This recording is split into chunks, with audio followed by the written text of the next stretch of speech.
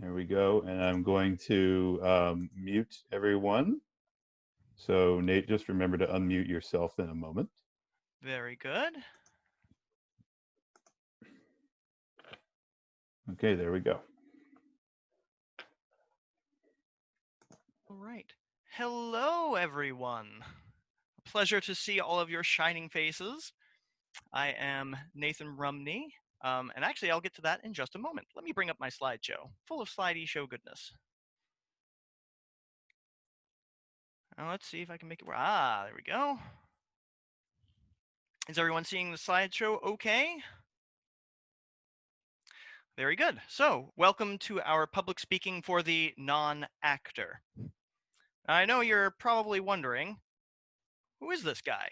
Well, this guy happens to be Nathan Rumney, and I'm the supervisor of interpretation, music, and theater here at Mystic Seaport Museum.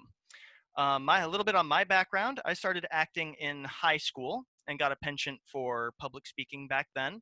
Took speech and drama a couple of times, just the first time to get a feel for it, and the second time to get more of a feel for it. So I've been in the business for 18 years or so with public speaking.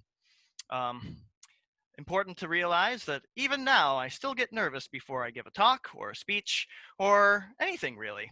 But that is quite all right. As it says just below there, it's better to be brave than fearless. Doing something, even though you're scared, keeps you cautious and well in tuned in your mind. So you still have that nice nervous energy before a speech. Whereas if you're fearless, you tend to go in a little overconfident and things don't work out quite the way you intend. So in parentheses there, do we have any Star Wars fans out in the audience? Anybody? Return of the Jedi? Yes, maybe. So the scenes where Luke goes to the Death Star and he's facing off with Emperor Palpatine. Luke is going headstrong into danger, but he's fearful, but he's got his fear under control. Um, so he's being brave, right? Great trait to have in a hero. Palpatine is overconfident, which ends up biting him in the neck later as he gets tossed down a horrible hole of destruction. So little bit there, a little bit there. So it's okay to be scared or nervous, and um, just go right on ahead with what you're doing, so long as you're brave about it. All right, so public speaking and performance, or at least Western performance, can be traced back to Greek times. A little history on um, the theater of current today, and even our speech patterns of today. So it can be traced back to Greek roots. I happen to have, I don't know if you can see it all that particularly well, copy of Nietzsche's Birth of Tragedy. Great read for any actors that are out there or anyone who's interested in getting more into the philosophy of theater. But in this book, it exemplifies the difference between the two major forms of theater. You have comedies and you have tragedies. Um, the tragedy itself of Nietzsche attaches to Apollonian forces. So, who's up on their Greek mythology? Yes? No? No one? Okay, so Apollo, god of the sun, also god of theater, god of the muses. So the muses are under him. Music, where music gets its name. Um, he is kind of like the dramatic hero, the one who is going out to fight the evil things that are in the world for the greater good. Very deep, very in his own head. Um, Whereas the Dionysian forces of theater, so Dionysus, god of partying, god of wine, god of having a good time, um, also the inspiration for the comedic forces in classic theater and even theater today. So, um, as an example here of a tragic Apollonian hero, we would have Hamlet, Othello, Romeo and Juliet from Romeo and Juliet. In a more modern sense or a more practical sense, if you're giving an academic lecture on something you've researched, standing up in front of people and delivering a speech of your thoughts and your ideas, you're tapping into an Apollonian theory. Also defending a PhD, if you have a bunch of people around you debating whether your PhD is worthy or not. That's also a type of Apollonian thing. So a tragic hero classically is a separated individual who is aloof and off from the audience. They're very introspective. And in classic Greek literature, or even in Romeo and Juliet, they're accompanied by a Greek chorus. Now, does anyone know what a Greek chorus is? I'm sure some of you do. Feel free to unmute yourself and shout it out. Okay, well, for those of you who may not know what a Greek chorus is, a Greek chorus is essentially a narrator. It's a group of people that are standing there telling you what's going on in the character's head. So we might not know what Othello or Hamlet is thinking per se, except Hamlet, in this particular instance, goes off on his own, giving you soliloquies. So you know exactly what's going on in his head. In that case, he's taking over the Greek chorus role. But there's this distance between the audience and the performer, which doesn't really get crossed unless they're breaking that fourth wall with the Greek chorus. So when you're giving a speech to a large group of people, when you're reading off of a page or off of a teleprompter, you have that distance. So it's somewhat of an Apollonian feel. Whereas a comic hero is a hero that's relatable to the audience without any kind of narration necessary. So you're using the audience as your Greek chorus itself. Examples of that are Charlie Chaplin, very good physical comedy. You are watching him, he is doing his things, and you understand by looking at him just exactly what he's doing without him speaking at all. There are many, many pop culture films, for example, Dude, Where's My Car? Does anyone see Dude, Where's My Car? Probably dating myself to the younger age here. But that's a comedy that you understand because of its place in pop culture. You're identifying with those characters. For those people who are outside of that culture, the movie either doesn't make a lot of sense or might be classified as stupid or dumb. But for those individuals that get it, you feel like you're being included in the production itself. So doing an interactive demonstration at the museum is another form of this kind of force, this Dionysian force. You're pulling someone in and kind of drawing their attention to it and asking them to be your audience. In one way or another, all performance is a mix of these two kind of ideals. And you might not always have the one person monologue show at the one end, which is your pure tragic hero, Apollonian force. And you might not have a somewhat nonsensical party event going on the other side, which is your Dionysian force, but everything is kind of on a spectrum in between. So Apollo and Dionysus at the museum. Your Apollonian forces, when you're talking to people, are informational. This is what they did. This is why they did it. You're getting into the head of someone from the past and relaying that information to the visitor or to a crowd of your peers or to someone. The Dionysian forces are the relatable forces. How do we do this today? What do you think about it? What do you think about how they did it? What do you think about how we do it today? If we're not doing it, then why aren't we doing it? You're bridging the gap between then and now and pulling the visitor into that experience. So the best mix of all of this together is to provide the information, but also pull in those tendrils of the inquiring visitor. All right, so now the history lesson is more or less over. What is the very first thing you need to be able to do to talk to the public? Think about it for a second. Or a minute. Maybe less than a minute. Does anyone have any ideas? Go ahead and type it in the chat. I should be able to see it. Speak their language. Speak their language! Yes! The fundamental piece of doing any kind of communication is being able to talk. That's right. So clear and effective. How does someone make clear and effective communication? Well, I'm glad you asked. First off, learning the material. You've got to know what you're talking about in order to talk about it. At a very basic level, you have to know the language first and foremost, but I'm going to assume everyone more or less can speak English. So, knowing your stuff. The more you learn, the more you can share, and there's always more to learn. So, when you're talking to people, you might start off not knowing everything there is to know about a subject, but the longer you're at it and the more you delve in, the more you'll be able to relate to. Um, it's all right not to know some things. Simply be upfront about it and say, well, that I don't really know, but I can find out for you. And take some time to hunt it down. It might take a little bit of digging in resources like our wonderful Brewston library or our handbook library that's up on the Google Docs.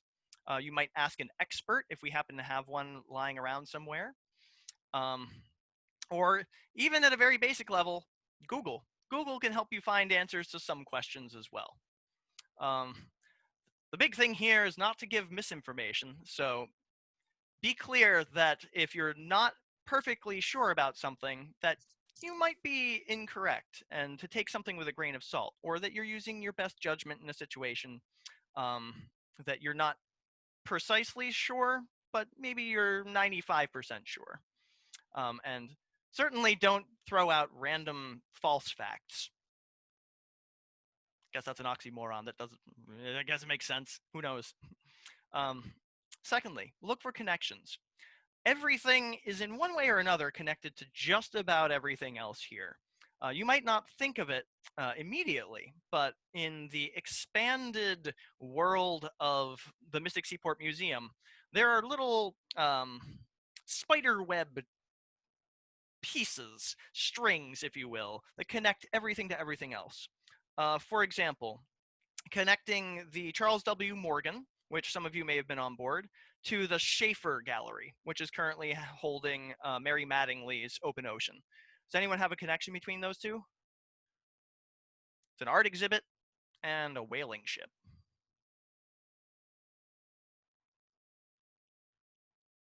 What do you think? The art exhibit does use some whaling artifacts in it to illustrate a point about the usage of the sea.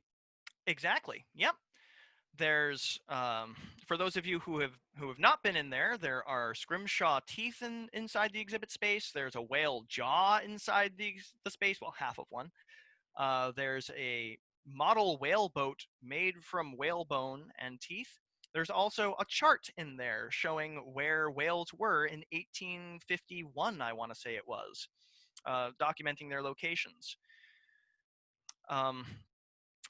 Those artifacts, if you happen to be in that exhibit, relate back to the Charles W. Morgan. Because that's where, or that type of vessel is where these materials came from to work with. So there are lots of connections, and you can actually have a lot of fun looking at one exhibit and then trying to find a way to connect it to another exhibit somehow. Maybe it sounds kind of like you're reaching, and sometimes you might be, but the more you can connect, the more you have to talk about. And the more you can direct people to another location that has something that they might want to see. The use of aids, and we're talking about outlines, note cards. Some people write scripts to help them fully memorize information. Mnemonics work too. For example, I remember the dates of the vessels by going through them in my head in numerical order. Morgan, 1841, Conrad, 1882, Dunton, 1921. Eventually, it gets locked into your head and you can set a little sing-song to it. 1841, 1882, 1921. And while it stays in my head, I can go through that when someone's asking, what's the date of this vessel? It works for anything that you want to attach it to. In 1492, Columbus sailed the ocean blue. I wouldn't remember that if I didn't have that fun little sing-song in my head. And the tunes can be quite catchy. So there's a bit of fun there if you're musically inclined or pattern inclined. All right, so what I'm going to do here Oh, go back to the previous one. I have prepared for you. Well, I say prepared. Quickly prepared a short monologue for you. I want you to listen and see what you think. Now is the winter of our discontent, made glorious summer by the son of York, and all the clouds lowered upon our house in the deep bosom of the ocean buried. Now our brows bound with victorious wreaths, our bruised arms hung up for monuments, like our stern alarms changed to merry meetings, our dreadful measures to delightful measures. Grim visaged war hath smoothed his wrinkled front, and now instead of mounting barbed steeds to fright the souls of fearful adversaries, he capers nimbly in a lady's chamber, delicious pleasing to the lute. Did anyone get that? Shakespeare would be disappointed. Yeah, a little Once bit, again right? in English, please. I was wondering what train leaves on track 4?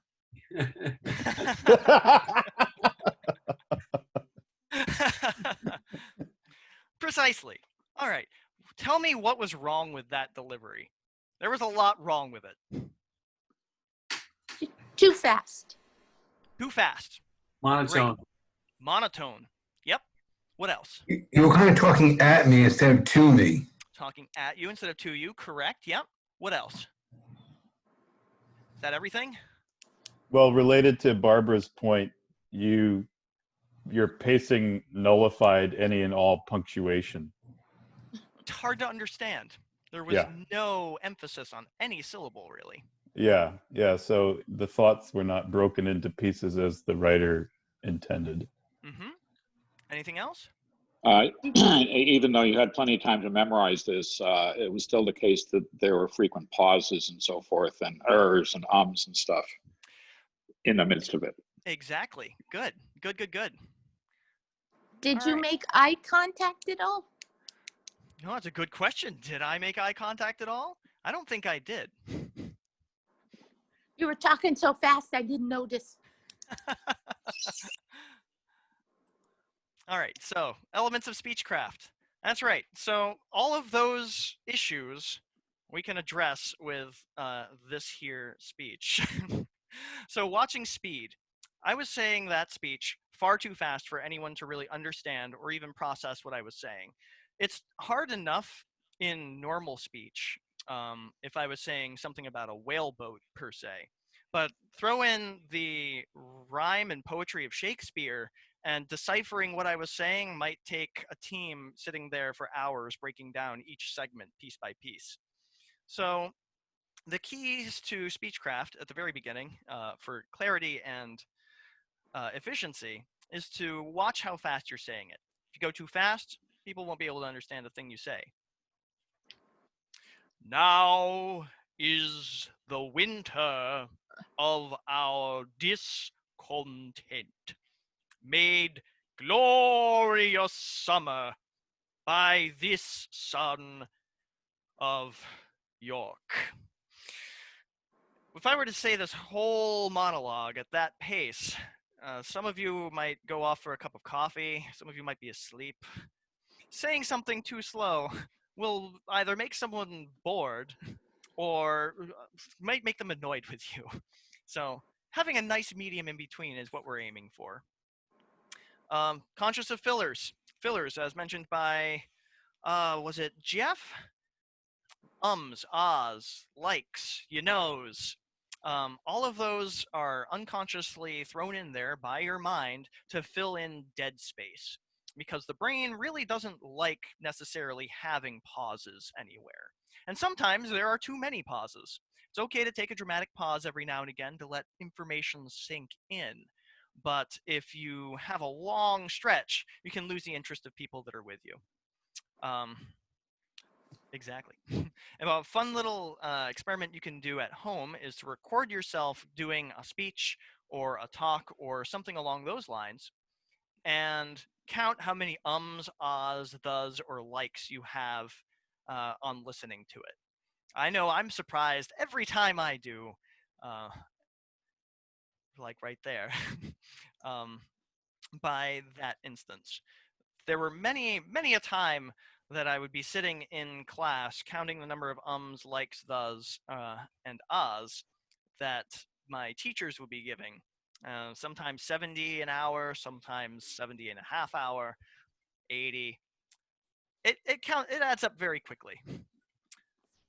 Once you're aware of it, though, you can slow down your pace and then use your pacing to kind of fill those gaps. Your mind will clear, as it were.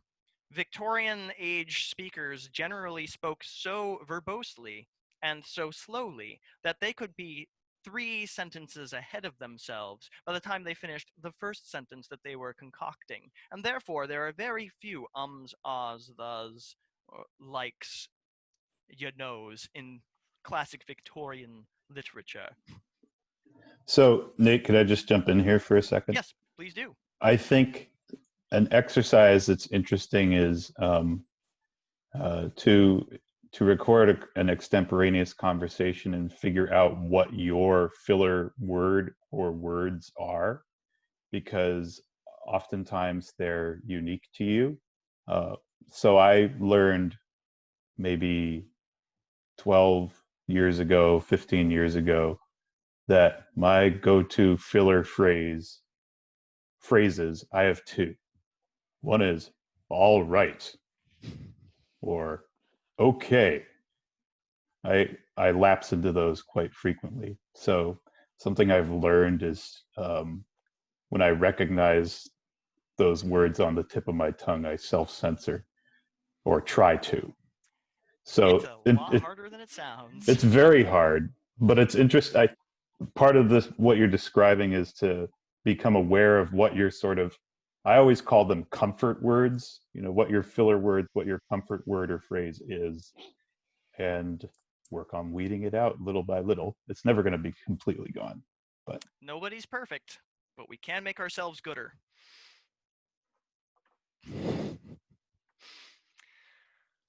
All right. Oh, and silence is perfectly okay. Take that moment for a dramatic pause. Let the information sink in. One great example of this is when we are doing Tailmaker shows out on the green, or not the green, on the performance stage. And we do a show called Tale of a Whaler, in which case there's a line that has a fact. And the fact is, see if I can remember it properly. More whales were killed in the 1950s than in the entire 19th century. We take a moment to pause there to let that fact sink in, because it's a very potent fact. 10 years, more whales than in 100 years. But it takes a couple of seconds for it to sink in. All right, enunciation. One of my personal issues, because, well, I do tend to speak fairly quickly, and I have to consciously slow myself down. I will occasionally swallow all of the sounds of my emphasis on my syllables, and it comes out kind of garbled, so no one can really understand what I am saying. Especially when you're talking with a mask, or your microphone is way over there. So when you're speaking to groups with a mask, or and without amplification of some kind, such as a microphone, emphasizing every single syllable, it may sound silly to you while you are standing there and talking to a group of people that are right next to you. However, the people at the far end of the building that are straining to hear you, will appreciate that they can hear every single syllable. For enunciation, tongue twisters such as red leather, yellow leather, red leather, yellow leather can certainly help you slow down your speech and focus on hitting the consonants and vowels that you require. And there are many other warm-up games that actors will do before a show to get their jaws loose and their tongues wagging, as it were. Some of which, such as Peggy Babcock stood on a balcony, inexplicably mimicking him whilst amicably welcoming him in, is fun and hits a wide variety of those hard-to-say consonants. There are a whole bunch of others. Some are a little more risque than others, so we won't do them here. Pitch and tone. Right. So when I was reading the speech earlier, my tone was monotonous. Varying the pitch and tone obviously will help keep people's interest in what you're saying, because no one wants to sit there and listen to someone saying the same thing or different facts in a monotonous voice because it will put you to sleep. So simply being aware of that, taking your time and emphasizing certain parts of whatever it is you want to say will help keep people's interest. The average attention span for someone listening to a talk is about 10 minutes. So if you're simply monotonizing, it can be difficult to keep people interested. Can I just jump in with a thought real quick here, just to Please plus do. on what you're talking about? You know, we can often, when we use our voices all the time, so we take their strength for granted. But it's, you know, another way to kind of think of what Nate's talking about is you have to approach speaking the same way you might approach exercise or doing a chore around the house. I'd venture a guess that we've all paid the price at some point in our lives when we haven't stretched or warmed up properly or exerted ourselves physically in some way without preparing properly, be it lifting something that was a little bit too heavy or not lifting something the right way. And what happens when you do that? Your muscles really hurt, right? And it's the same with your voice, because you literally are using muscles to talk. So it's important to remember that. And for me especially, I know that my speaking voice is at its weakest in the morning when I wake up. So important to be cognizant and kind of do a self-check on how you're feeling and making sure you're properly hydrated, waking up your mind, waking up your facial muscles so that you can do the things that Nate's talking about. So I just wanted to throw that in there. Continue. Thanks. Well, absolutely. Your mind is a muscle, exercise it with knowledge. Your diaphragm is a muscle, exercise it with breathing. And your throat has muscles in it, exercise them by speak making, or speechcraft, as the saying properly goes. And along those same lines, building up your projection can take some time. So we're moving on to projection now as a basic principle of how to get your voice from point A to visitors B. And there's a few different ways that people have done it. This way works for me, so I'm sharing it with you. And I want to emphasize that projecting is not shouting. Shouting is up here in your throat. And you'll certainly be able to feel it after only a couple of moments of shouting, using your neck vocal cords to do most of the work. Your throat will be very sore. So proper projection will keep you talking at high volumes across wide distances for much of a day, if not the entire day. All right, for this, I'm going to take my headset off and put it somewhere a little further away so you can see the difference between speaking projected and speaking not projected.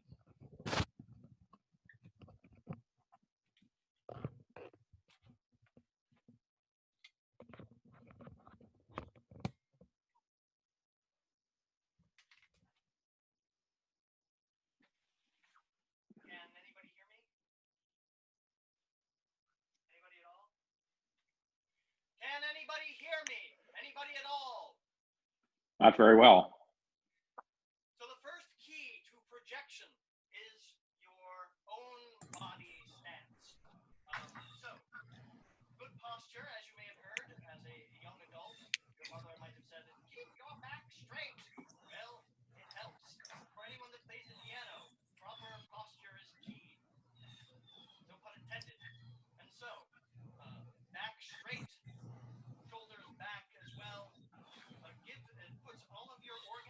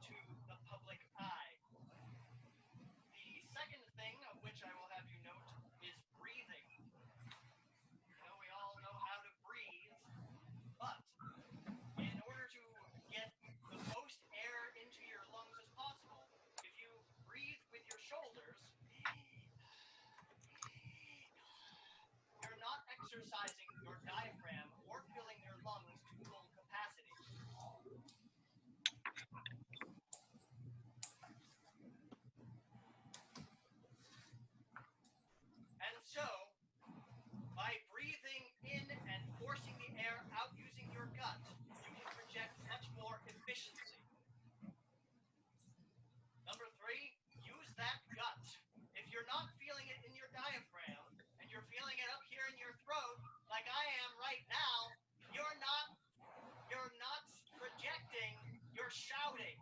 And shouting really hurts after a little while. The next step. You can project to someone that's near you fairly easily.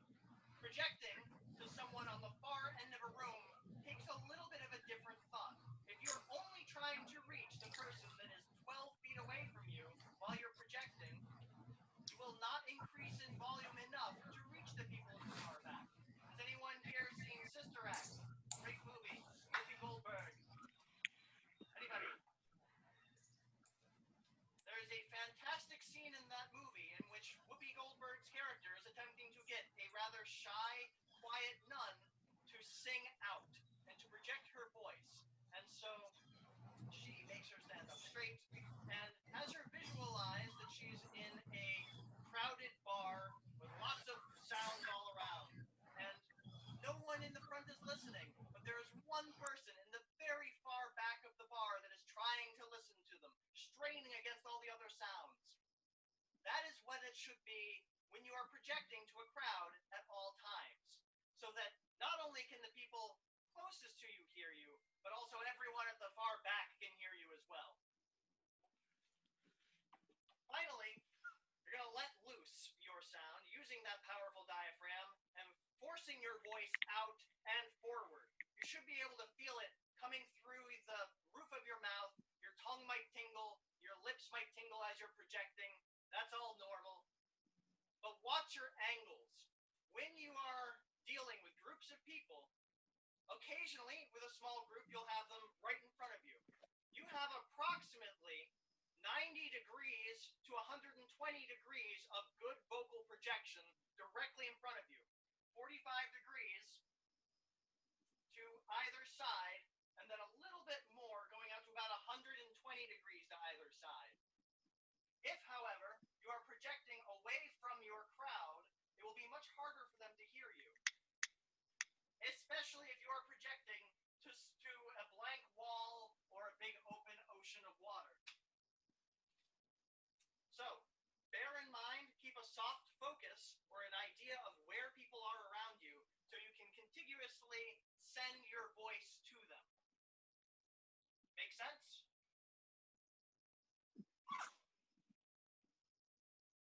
Everybody get that?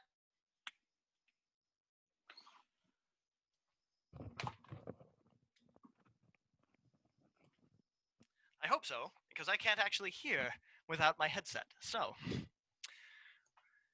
Can you just clarify one bullet point on your last slide? yes. You can you just back up one? That number 5 there with the inverse square for power. Can you Yes. let loose and watch your angles? Just review that for me because I didn't quite get it. That's because I did not talk about the inverse square for Oh, power. okay. All right. Sound travels in waves. For those physicists among us, the further you get away from something, the less you can hear it, right? Everyone's heard that before.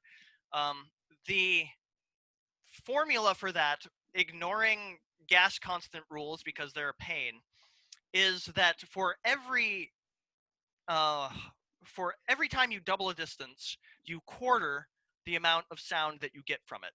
So, if I was speaking at 10 feet, what you would hear at 20 feet is 1/4 of the sound, roughly.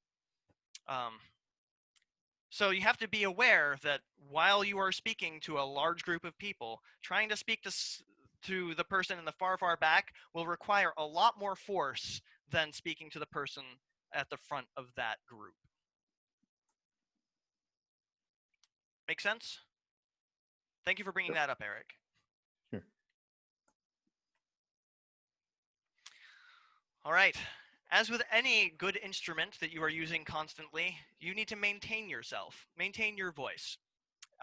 So even the best projectors, after a long day of speaking to huge groups of people, will run their voice down. Everyone is different, so what works for you might work well for other people, it might not work well for other people. These are some of the tips that I've picked up in my years of acting to help keep my voice decent.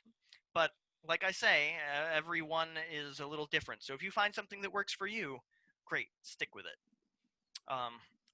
I like to drink room water temperature because if you drink cold water, ice cold water, you'll feel it kind of knotting up in your throat as it's going down. That'll tighten up your vocal cords, and in a really worst case scenario, it could actually snap your vocal cords. So if you're very tense and you've got lots of nodes in your throat, which are little nuggets of muscle, it can do some serious damage if you try to project or shout after drinking cold water. Teas and warm liquids are good. Herbal teas tend to work fairly well. Throat coat tea or a slippery elm tea works for my throat. Caffeine, like drinking espressos or coffees, especially coffee lattes that have both caffeine and milk, tend to be not quite as good for your throat. It might feel fine when you're drinking a latte because the milk will soothe your throat, but it's covered in fatty acids and lipids that will get caught up and gunk your throat. So sometimes, personally, I get mucus buildup in my throat when I drink too much dairy, and it's really hard to project when you're constantly kind of coughing and clearing your airway. The caffeine itself will dry out your vocal cords because it's a diuretic, so it very well could cause damage to your vocal cords if you're pushing yourself too hard. I personally drink a lot of coffee a day, so staying hydrated is a personal challenge for me. And be wary of cough drops. Cough drops that use menthol, like Fisherman's Friend, feel great on your throat. They soothe the pain after a long, hard day of work, or if you're sick with a sore throat, it soothes it down. But just bear in mind that the pain is a signal that there's something wrong there. And if you keep pushing through it, if the pain is just numbed, you could be doing even more damage to an already injured throat muscle. So be careful with any kind of menthol or painkiller that you're using on your throat. Body language. Oh, does anyone have any questions about taking care of your voice before I move on? It can be a touchy subject. I have just a brief little anecdote that I'll share. We had a gentleman who used to work for us. We lost him recently, named John Buscalia, and something that he used to do was for lunch, for his lunch at work every day, he liked to bring leftovers from his dinner the night before, and he liked to cook with a lot of garlic and herbs and odoriferous things. And so something that he always would do before he went back to his assignment was he would give himself enough time after he ate to make sure he brushed his teeth. And initially I thought, well, that's kind of silly. But then, I realized what he was doing was he was just he did it to reset his voice and make sure that he was confident and comfortable before he went back out in front of the public for the afternoon. So I realize it sounds like a silly thing, but we've all been there where we've maybe wished we'd made a different choice with a meal we had. So just important to think that through when you're planning what you're going to have for lunch for the day. Very true.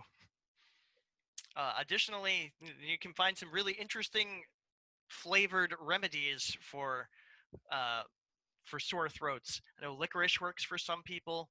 I personally have found pickle juice, of all things, to be of particular use in numbing a sore throat. It's hydrating and salty. And hot sauce. I love me some hot sauce. But anyway, personal anecdotes aside, moving on to body language. So body language is, of course, another form of communication, and it's one that many people are unconscious of until they start thinking about it.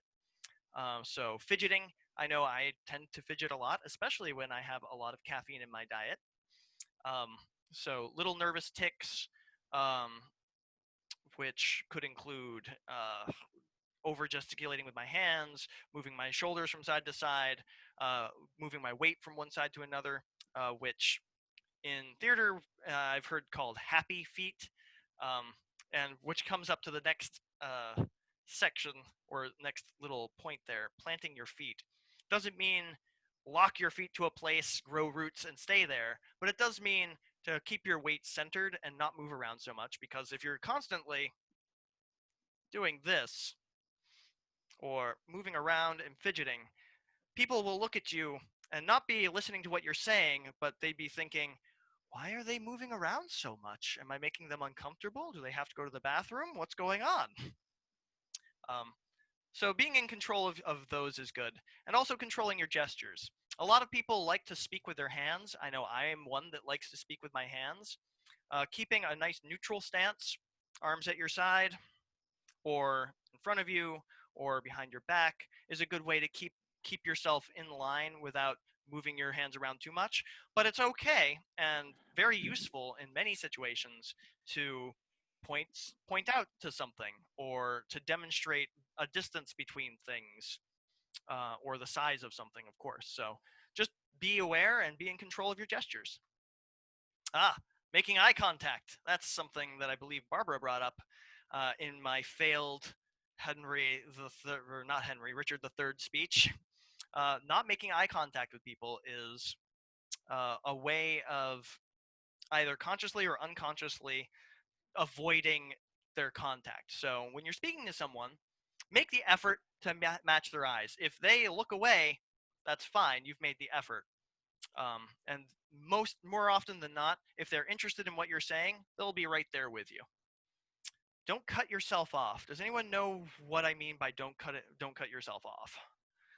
All right. So if I am talking to someone, I like to be speaking very openly and wide with my arms, first of all. Cutting yourself off would be to make yourself a very small kinesphere, pulling your body inward and essentially shutting yourself off to the public. Does this look like I want to talk to any of you? Probably not. So if I'm standing on, say, the Morgan, and I've got my arms crossed, and I'm looking around and kind of glowering, no one will want to talk to me because they think I want to be left alone. To me, you look like you're cold. Very similar, yes. Or perhaps too hot. But cutting yourself off in that respect is making a division between you and your audience. And you don't want to do that. Let's see. I think I wanted to talk about opening a scene here too. No, I'll talk about that later. Okay. Smiling. Smiling is a nice way of showing that you're ready to talk to people and interested they're there and thankful that they're there. Even through a mask, people can tell whether you're smiling, either with the eyes, because the muscles around the eyes are a little different when you're smiling, and even the sound of your voice. So if I'm talking like this, am I smiling? Can you tell? Probably not smiling. If I smile, I'm using the same tone. I'm trying my hardest not to change the tone too much. But regardless of how I try, it's always going to come out as a slightly higher pitch and a little more pleasant. So when you're talking to people, if you're smiling while you're doing it, they will know and they will appreciate it. Yes. And reading other people's body language. So when you're really into a good conversation, it's important to remember that other people have things that they want to do. They might not necessarily be as interested in the same subject matter as you are. And that's a good cue as to when to allow them to move on or to change the subject. So if you see the glazed stares of someone staring at you, not moving at all, it's probably a good idea that they're zoned out. And it's a good chance to ask them a question or ask them what they think, to kind of get them to check back in. If they're like this, then it's pretty obvious, with a grimace on their face, crossed arms, fidgeting back and forth, pretty obvious that they want to be moving somewhere else, or are not interested in what you're talking about, or have some schedule that they're on and want to keep, especially if they're looking at their wristwatch or their phone or something along those lines. So it's perfectly all right to let them move on, and just be aware that while you're speaking, they might be appearing or leaving and doing whatever it is they so desire. It's not an affront to you and what you're doing. It's just some people have places they need to be or other things they want to see. And so letting them go is perfectly all right. Nate, follow-up question. Yes. Um, when faced with the situation that will inevitably arise where one person in the family group's body language conveys interest and attention and another person's conveys disinterest, as an interpreter, how do you handle that when you're getting the mixed signals? Because a lot of times we are engaging people as groups rather than as individuals, right? Mm-hmm. So can you give us some advice on, as an interpreter, what you do when you're seeing those kinds of mixed signals from a family or a small group of people? Well, it's best to try to include the people that are disinterested while still staying on task. So I would ask them a question and say, "Well, what do you think?" If it's between this person that's very interested and this person that's kind of losing interest, looking elsewhere, I might ask them, or tactfully shift to their attention to see what they're more interested in. And say, well, what might interest you, my good sir, or ma'am? There's no real good way. If someone is really interested and the other person is really not interested, the other person generally in the group might walk off on their own and look at other things while this one interested person continues to question you for what may seem an hour at a time. The best way that I've found to deal with it is to try to find some middle ground by asking questions. Asking a question can be your best friend as an interpreter because it gets you more information about what they are interested in and can bring the conversation back around to something that will interest everybody instead of just the one person. Does that make sense? Does that answer? Yes, thank you. Nate, could Yes. you say a little more about using body language to convey a smile or interest in this age of masks? I was thinking of, are there body gestures that help convey a smile besides the eyes lightening up and other, and eye contact to help make a smile? Right, because sometimes you may even be smiling, and they might be smiling, but they might have sunglasses on because it's a bright day, and you can't really see the eyes. Generally, having an open presence. So I was talking about closed presence with your arms crossed, kind of like leaning against a wall or something. Being forward with your arms kind of out, maybe even doing a little gesticulation. But being open and the sound of your voice through the mask will really help because you can tell when someone is smiling with the sound of the voice. Also, if someone is interested, you'll generally see them nodding along with whatever you're talking about. So if they're interested and smiling, you'll see them. Whereas someone that you're losing will generally just be completely disconnected and not have any reaction whatsoever. Did that help at all? Maybe not. I have one other thought that I wanted to just throw out that dovetails with your point about making eye contact. Mm-hmm. Something that I have observed over the years with some interpreters is that they develop this bad habit of only really making eye contact or speaking to one person in a group. And that's something that you as a docent really need to be cognizant of and avoid. It's when a family comes on board, it's important, if you can, to establish an eye-to-eye connection with as many people in the party as you can, at least even if only just for a moment. Because sometimes if you zero in on one person in a party, you do that to the exclusion of everybody else. and it doesn't look good, it doesn't feel good when you're that other person kind of feeling like you're on the outside looking in. So what Nate's talking about here applies to not just the individuals, but the whole collective group that you encounter. It's important to engage them as a unit, not just as individual components.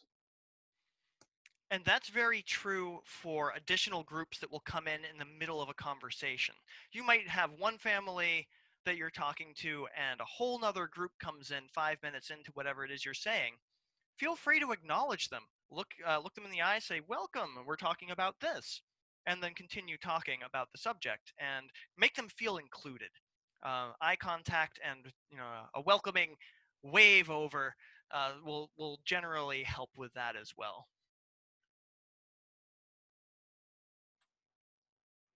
Yes, listening to your visitors and people. So don't just hear them, listen to them. They will generally be asking questions on occasion or want to know more about one specific thing. Take the time to think over each question. You might have a slew of prepared answers all set and ready to go. You might have a fact sheet right in front of you that has every answer. But if you don't listen to every little piece of the question that they're asking, you might be jumping to a conclusion about what they really want to know. So take the time to listen to the question, think about it, and then give them an answer. Or in some cases, you can make them answer their own question with some clever turn of phrase. For instance, let's see, what's a good example? If you're on board the Morgan and people are saying, why is the wheel back here? No one can see anything. That's an excellent time to say, well, why do you think the wheel is back here? Give me a guess. And then you can poke and prod them into finding out the answer for themselves, which has shown in many studies that once you start thinking about it, or once a visitor starts thinking about something, they can come up with their own answer. You just guide them in the right direction, and then that will stay with them a significantly longer period of time, as opposed to just getting the answer for a question. It's very similar to looking up an answer on Google, like, I want to know this fact. So you look it up on Google, now you have the fact, and then you put the phone down. What happens 5 minutes later? I've had this happen plenty of times. I have to look it up again because it's in one eye, out the other eye. I knew what it was, and now I don't remember what it was because it was just a really quick thing. So taking the time to think about it and then develop the answer on their own with a little bit of guidance really helps retention. And they feel so much better about themselves for being able to figure it out, that they leave with a smile on their face, generally speaking. And of course, you want it to be an exclusive experience. So if there are lots of questions, try to answer as many of them as you can, or help them answer their own questions as much as you can as well. Any questions about that? All right. Yes, dealing with groups. So technically, there's a wide myriad of groups that are out there that you could be dealing with. I've broken them down into 3 small groups, or 3 classes of group. And we'll go through each of them just bit by bit. Now, the first one that I've got here are small groups. And small groups can include one-on-one interactions, so you're talking directly with one person to one person. Or it can be a family group, or 2 families that are just in very close proximity, relatively speaking. So the best method that I've found for dealing with these is to have a conversational kind of interpretation method. Hello, welcome. You always want to welcome people to your exhibit space, but saying hello, welcome is a good icebreaker. Welcome aboard, welcome to the exhibit. This is what this exhibit is about. How are you doing today? What would you like to know?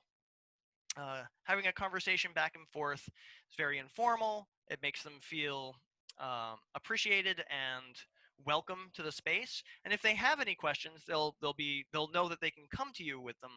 And if they don't have any questions and they just want to see the exhibit without being interrupted or bothered, they can go off on their way. It's perfectly fine. But keeping it conversational is nice for those small groups. Now, I may have brought this up earlier, opening the scene, but I didn't explain anything about opening the scene. So, when I am in a one-on-one conversation, let's say I'm talking to the camera and therefore all of you, I'm very much squared off with the camera. So it's very clear that I'm having a conversation with this one person, or in this case, this one camera. All it takes to open a scene and include anyone that's walking by on the side, on either periphery, is to tilt my body slightly. Now, it's still clear that I'm talking to you, but I have the free rein to look over at the people that are passing by and include them in that conversation. Opening the scene is a trick that you use in street theater or in Renaissance fair theater to include a group of people when you're talking to a single character. In stage theater, it's called cheating out, in which case you're broadcasting to the audience because the audience needs to know what's going on. And it's clear that I'm talking to the person that's over here, even though I'm facing this way and speaking to them. But it's so that the other people can hear. Similar concept. Does that make sense? Do I need to rework that at all? Good? Okay. Yes. Ask questions of the people that are coming aboard. Find out what they want to know so that you can help them better. Many a time it'll be something along the lines of, what is this? What is the provenance of this thing? And then you can go into your spiel. Sometimes it's, I need to find the restroom. Where's the nearest restroom? So catching up on that early in the conversation can help dissuade long, drawn-out, and sometimes difficult situations. Feel free to tell anecdotes or stories that you've come across in your studies, and keep them interested for as long as they want to be interested. Let's see. And then if they ask a question, consider that. Consider if it's a learning moment that you can have them kind of think it over, because asking questions back to them is great for them to learn, but if they don't have the time, or if you have a whole other group coming in, you might need to ask them to, or simply provide them an answer, or you might let them ruminate on it while you bring the other group in, into the fold, as it were. The next classification I have here are large groups.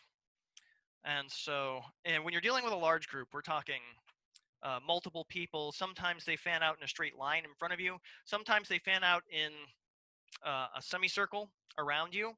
So you're talking to 180 degrees of people, or sometimes 270 degrees of people. It can be difficult to keep track of people when there are that many of them around you. In those cases, be pivotal. Be able to move from one side and try to address each group or each individual as much as you can while you're delivering your talk. If I was delivering this talk to you and you were in person in a semicircle around me, I would be speaking to one person here, moving on to the next person over here. Everyone can still hear me, but it's clear that I'm addressing each individual person in the group.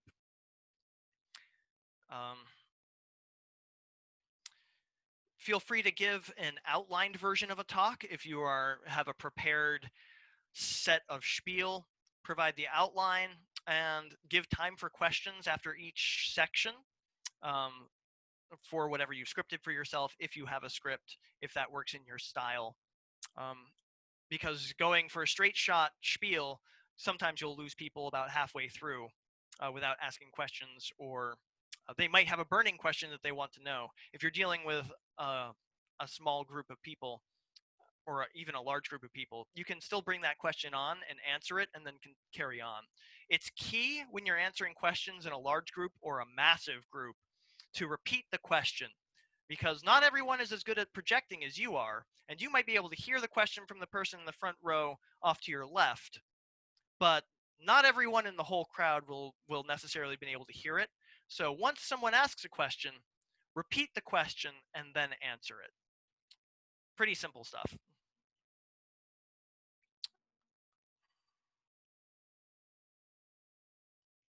Already covered projection. Oh, don't be discouraged if people walk away. It's perfectly fine. While you're giving a talk, people will come, people will go. Don't worry about it.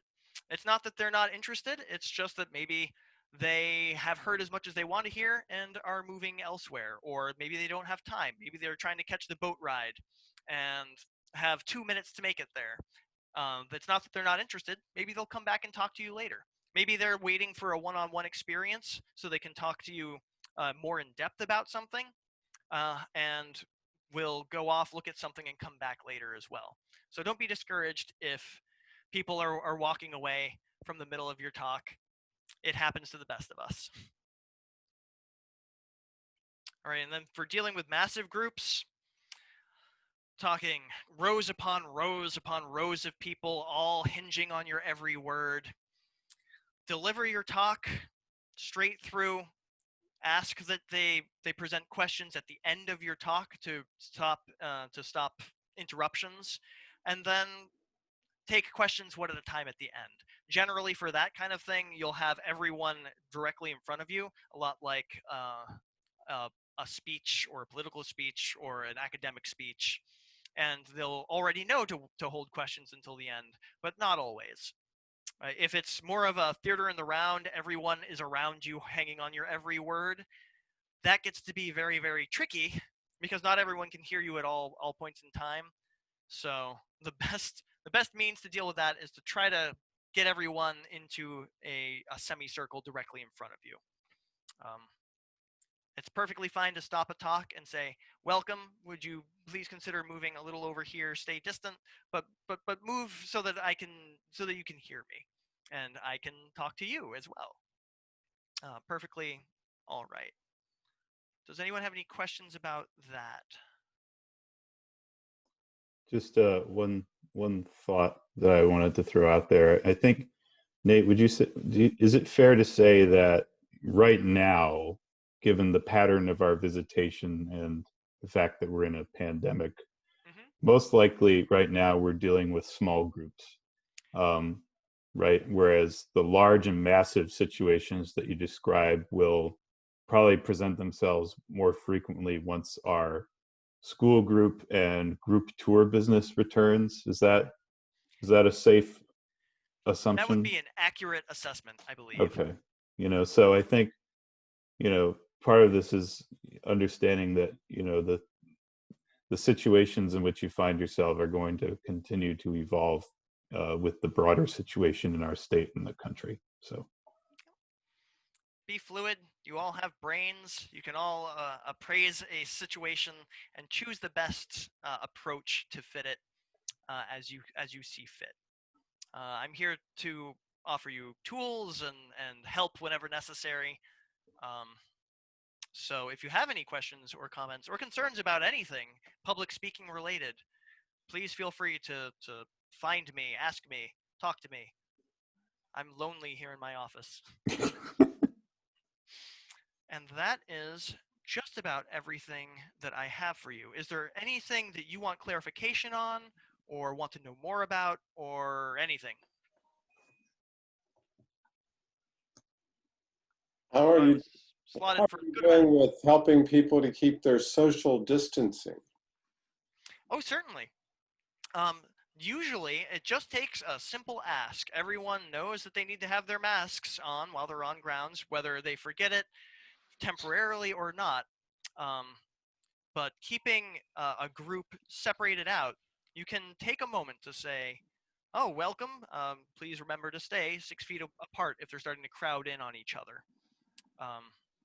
Your primary goal as someone that is facilitating a talk or an exhibit space is to keep everyone safe. That's the #1 priority. So if you need to take a moment to say, "Oh, please don't crowd each other," that's perfectly all right.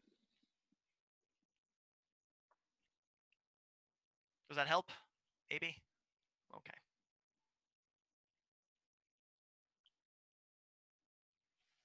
Any other questions? Comments? concerns? Bueller?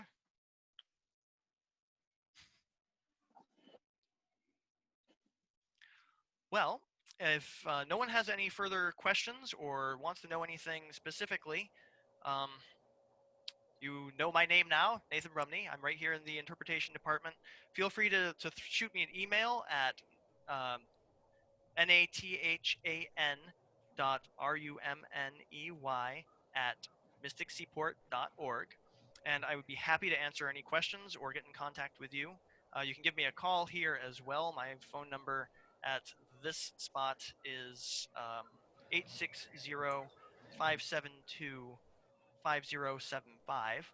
And that's a direct line to my desk. So if you have any questions, burning questions that need to be answered about public speaking, feel free to give me a ring, and I will get back to you as soon as I can. Aside from that, it has been lovely and delightful to see all of you here, and thank you for your time. Thanks, Nate. Thanks, Thank Nate. you, Nate. Appreciate it. Thank you. Thanks, Nate. Very good. Hope it was helpful.